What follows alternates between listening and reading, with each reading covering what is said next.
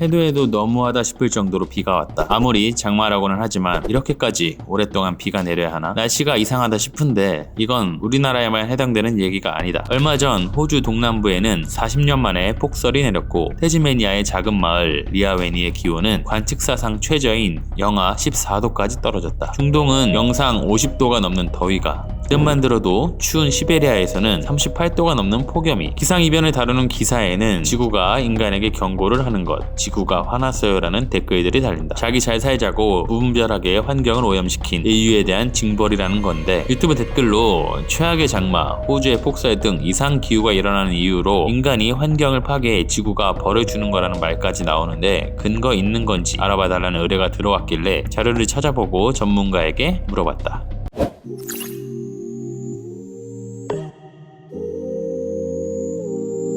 기후변화는 지구온난화와 떼어놓고 말할 수 없다. 지구의 평균 온도는 15도 정도인데 이게 더 올라가면서 지구 전 지역에서 이전에 볼 수 없었던 폭우나 폭염, 폭설 등 이상기후가 생겨나는 거다. 지구온난화의 주범은 온실가스다. 온실가스는 크게 수증기와 이산화탄소로 구분된다. 수증기는 대기권에서 며칠 만에 사라지지만 이산화탄소는 그렇지 않다. 공기 중 이산화탄소 농도가 산업화 이전처럼 되려면 수백 년이 필요하단다. 그리고 인류가 만들어내는 이산화탄소 배출은 대부분 화석연료를 태울 때 나온다. 이게 얼마나 심각한 건지 조금 더 구체적으로 알아보고자 조천호 전 국립기상과학원장에게 물어봤다. 지금은 매일 기상이변 소식을 듣지만 하루하루의 삶이 기후위기로 고통스럽지는 않잖아요. 폭염을 경험하거나 어디서 홍수가 났다, 산불이 났다 이런 소식을 접하면서 이게 기후위기 때문이래 그렇게 감지하는 수준인데, 이건 전조일 뿐이고 여기서 기온이 1도가 올라가면 지구가 회복력을 잃어버립니다. 그때는 지구가 스스로 기온을 올려 전혀 겪어보지 못한 기후 속에서 살게 될 수도 있어요. 기상청이 지난달 발표한 한국기후변화보고서 2020에도 이에 대한 내용이 담겨있다. 보고서에 보면 21세기 말에 전 지구의 평균 기온은 온실가스 배출 정도에 따라 현재 대비 약 1.9에서 5.2도씩 상승하는 것으로 나타난다. 이로 인해 전 지구 연평균 강수량은 현재 대비 약 5에서 10% 증가하는 것으로 나타났다. 특히 강수량의 증가 지역은 기온 상승이 가장 큰 극지역과 강수량 최다 지역인 적도에서 증가폭이 크다. 우리나라가 속해 있는 동아시아 몬순은 5에서 9월 사이에 최대 20%의 강수량이 증가할 것으로 나타났다. 지금보다 비가 훨씬 많이 온다는 거다. 또 21세기 말에 전 지구 평균 해수면 온도는 현재보다 약 1.4에서 3.7도씩 상승하는 것으로 전망되고, 전 지구의 해수면은 현재 대비 약 52에서 91cm 상승하는 것으로 나타났다.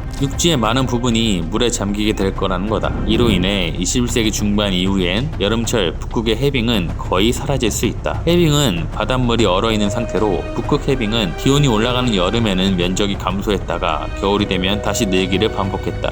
하지만 지구온난화로 최근 수십 년 사이 북극해의 해빙이 급감했다. 1979년 위성 측정이 시작된 이후 해빙 면적은 40%, 해빙량은 70%가 줄어들었다. 지구가 벌을 준다기보다 아파하고 있다는 표현이 더 맞는 것 같다. 이미 산업화 이전의 기후 상태로 되돌리는 건 불가능해 보인다. 그렇다고 손 놓고 있어서는 안 된다. 우리의 생존이 달려있기 때문이다. 2015년 파리 기후변화협약에서 2100년까지 지구 평균 온도 상승폭을 2도 이내로 유지하자는 합의가 이뤄졌고 195개 나라가 동참했다. 이후 2018년 인천 송도에 세계 기후과학자들이 모인 제48차 IPCC 총회에서 2도도 위험하다며 상승 제한폭을 1.5도로 낮추기로 합의했다. 그에 따라 2030년까지 이산화탄소 배출량을 2010년 대비 45% 줄이고 2050년이 되면 화석연료를 거의 쓰지 않는다는 목표를 세웠다. 일회용품 안 쓰기 등 개개인의 노력도 중요하지만 이건 각 나라 정부들이 힘을 합쳐야 되는 문제다. 1.5도라는 게 별것 아닌 것처럼 느껴지겠지만 사람도 정상 체온보다 1.5도 올라가 38도가 되면 병원에 가야 합니다. 일회용품 사용을 줄이겠다는 개인의 감수성도 중요하지만